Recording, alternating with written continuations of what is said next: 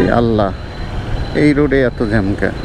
আজকে সকাল থেকে কেমন জানি একটা পায়ের রাশি নিয়ে আসলাম, কারণ সকাল থেকে যে পরিমাণে জ্যাম ঠেলা লাগলো, আমার মনে হয় গত 1 বছর আমি এত পরিমাণে জ্যাম ঠেলি নাই। মানে একটা অসহ্যকর, অস্বস্তি, বিরক্তিকর সব আজকে অনুভব করলাম। আসলে কিছু করার নাই, এখানে চতুর্মুখী একটা রোড।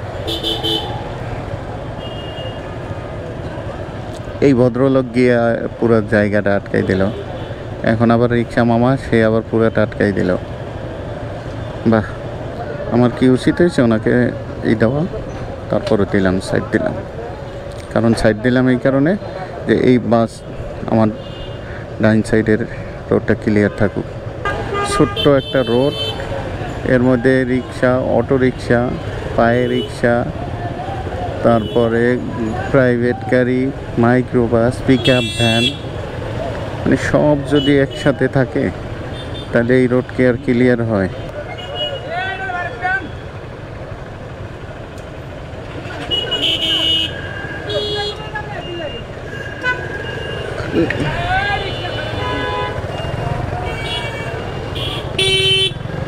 এ মামা, তুমি যাবা কই?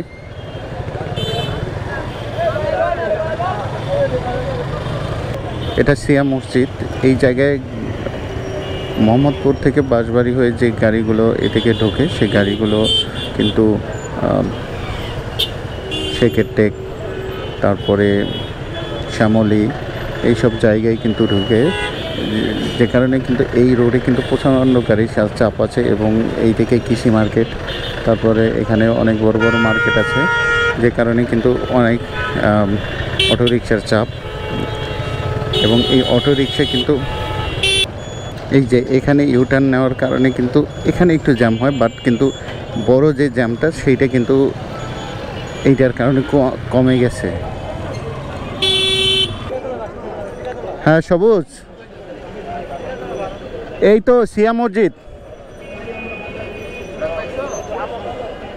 আসো, আসতেছি।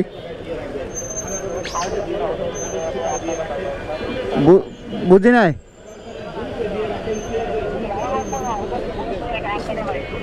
আসো আসো।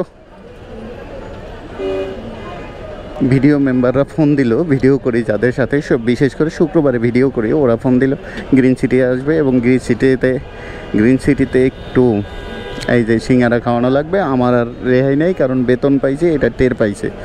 তো আসলে আজকে আর মাপ নেই, সিঙ্গারা খাওয়াতেই হবে। তো যে জ্যাম শুরু হয়েছে, জানি না কতক্ষণে গ্রিন সিটি যাইয়া পৌঁছতে পারি। কি এইদিকে ঢুকবো চিন্তা করতেছি, না এইদিকেই ঢুকে যাই, আর উপায় নেই, আমরা এদিকেই ঢুকি।